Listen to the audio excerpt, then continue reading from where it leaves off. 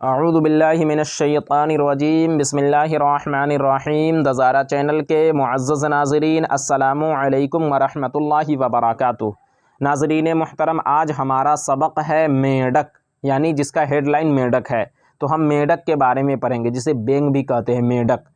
میڈک ایک ایسا جانور ہے جو پانی کی تہ میں اور خشکی کے اوپر بڑی آسانی سے رہتا سہتا ہے۔ اس کا بدن موٹا اور بے ڈھنگا ہے، بڑا سا منہ، موٹی موٹی بڑی آنکھیں، نرم نرم لجلجی کھال، بہت چپچپا اور بھونڈا۔ اسی واسطے نہ تو دیکھنے میں خوبصورت لگتا ہے، نہ ہاتھ لگانے کے قابل ہوتا ہے، مگر پھر بھی اس میں کئی باتیں عجیب و غریب ہیں۔ اول تو یہی کہ جس طرح زمین پر ادھر ادھر پھدکتا اور چھلانگیں مارتا ہے، اسی طرح آسانی کے ساتھ پانی میں تیرتا پھرتا ہے۔ دوسری بات یہ ہے کہ جب وہ پانی میں غوطہ مارتا ہے تو ہماری تمہاری طرح 2-4 منٹ میں اس کا دم نہیں گھٹتا، بلکہ وہ گھنٹوں اندر ہی اندر مزے سے بیٹھا رہتا ہے یا تیرتا پھرتا ہے۔ تیسری بات یہ ہے کہ پانی نہ رہے یا بہت سردی ہو تو کبھی تالاب کے نیچے کی مٹی میں، کبھی نالوں اور نہروں کے کنارے سوراخوں میں یہ میڈک اس طرح رہتے ہیں جیسے کوئی پڑا سو رہا ہو، اور اسی حالت میں مہینوں گزارا کرتے ہیں۔ جب برسات کا موسم آتا ہے تو گویا اس خواب غفلت سے بیدار ہوتے ہیں اور ٹرا ٹرا کر سارا جنگل سر پر اٹھا لیتے ہیں۔ چوتھی بات یہ ہے کہ میڈک ایسا پھرتیلا اور چاق ہے کہ اپنے 20 گنی اونچائی اچھل جاتا ہے اور 50 گنی لمبائی پھلانگ سکتا ہے۔ پانچویں سب سے عجیب بات یہ ہے کہ وہ شروع میں میڈک کی صورت میں پیدا نہیں ہوتا، بلکہ مچھلی کی صورت میں انڈے سے نکلتا ہے۔ تم نے تالابوں، پوکھروں اور کھیتوں کی کیاریوں میں بارہا دیکھا ہوگا کہ تمہارے آتے ہی سیاہ رنگ کی چھوٹی چھوٹی مچھلیاں جھلک دکھا کر گہرے پانی کی طرف چلی جاتی ہیں۔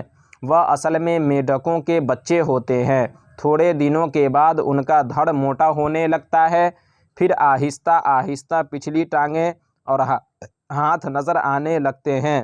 اس طرح 8 ہفتے گزرنے تک پورے میڈک بن جاتے ہیں۔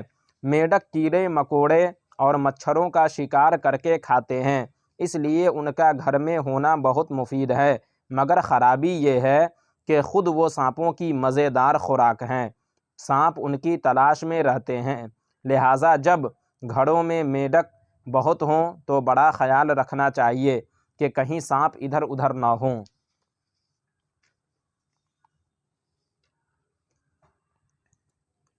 بہت سے چلبلے اور شریر لڑکے میڈکوں سے کھیلتے ہوئے ان کو مارتے اور ستاتے ہیں۔ کوئی اپنا نشانہ صحیح کرنے کے لیے ان کے سر پر ڈھیلا یا اینٹ کا ٹکڑا مارتا ہے۔ اگر میڈک پھرتی سے پانی میں غوطہ نہ لگائے تو چوٹ کھا کر مر جائے۔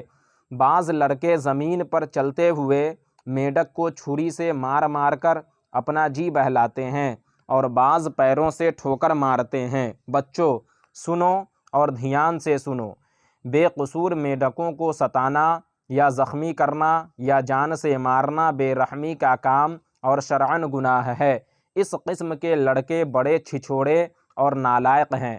بے خطا جانوروں کو ستانا انسان کو ستانے سے بھی بڑھ کر برا ہے۔ یہ ضرور ہے کہ ہمارے مذہب نے مچھلی، چوپائے اور چڑیا کا شکار کرنا جائز قرار دیا ہے، لیکن شرط یہ ہے کہ شکاری آدمی دوا یا غذا حاصل کرنے کی نیت رکھتا ہو، اور اگر کوئی شخص محض دل بہلانے کی خاطر شکار کرتا ہو تو وہ شرعاً گناہ گار ہے۔ اب میڈکوں کی وفاداری کا ایک واقعہ سنو۔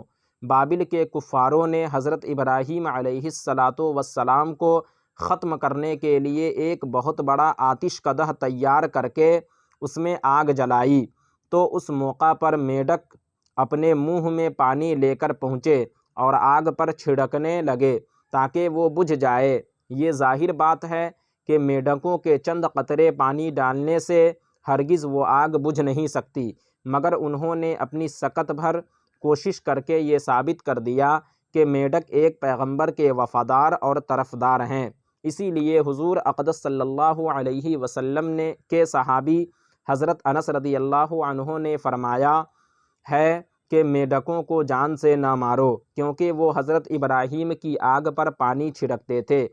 اب لگے ہاتھوں گرگٹ کا بھی حال سن لو۔ وہ حضرت ابراہیم علیہ السلام کی آگ بھڑکانے کے لیے پھونک مارتا تھا۔ یہ بالکل کھلی بات ہے کہ گرگٹ کی پھونک سے وہ آگ بھڑک نہیں سکتی تھی، مگر اس نے اپنے عمل سے ظاہر کر دیا کہ گرگٹ ایک پیغمبر کا دشمن ہے۔ یہی وجہ ہے کہ حضور صلی اللہ علیہ وسلم نے گرگٹ کو جان سے مارنے کا حکم دیا ہے۔ سوالات: نمبر 1، میڈک مارنے سے کیوں روکا گیا ہے؟ اس لیے روکا گیا ہے کہ سب سے پہلی بات تو یہ ہے کہ یہ اللہ تعالیٰ کی مخلوق ہے اور بغیر کسی وجہ کے، یعنی جتنی بھی مخلوق ہیں اس میں سے اللہ تعالیٰ نے انسانوں کے کچھ فائدے کے لیے بنائے ہیں، جیسے چڑیا وغیرہ ہے، سب چیزیں تو فائدے ہی کے لیے ہیں، مگر کچھ ایسی چیزیں ہیں جسے انسان مار کر اپنے کام میں استعمال کرتا ہے، کسی کا گوشت کھاتا ہے، کسی سے دوا تیار کرتا ہے وغیرہ۔ تو اگر کسی صحیح نیت سے کسی کا شکار کیا تو یہ جائز ہے، ورنہ بغیر کسی سبب کے کسی بھی جاندار کو مارنا یہ گناہ ہے۔ اور چونکہ میڈک نے ایک پیغمبر کی طرفداری کی تھی، ایک پیغمبر کی جان بچانے کے لیے اپنی طاقت بھر کوشش کی تھی، اسی لیے میڈک کو مارنے سے منع کیا گیا ہے۔ نمبر 2، گرگٹ مارنے کا حکم کیوں دیا گیا ہے؟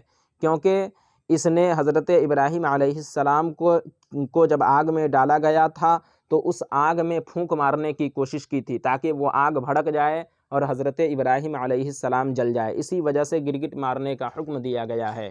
تو ناظرین، آج کی ویڈیو میں بس اتنا ہی۔ امید کرتا ہوں آپ کو ہماری یہ ویڈیو پسند آئی ہوگی۔ ویڈیو پسند آنے کی صورت میں ویڈیو کو لائک اور شیئر کریں، اور اگر چینل کو سبسکرائب نہیں کیا تو ضرور کریں۔ پھر انشاءاللہ نیکسٹ پارٹ میں ہماری ملاقات ہوگی، جب تک کے لیے اللہ حافظ۔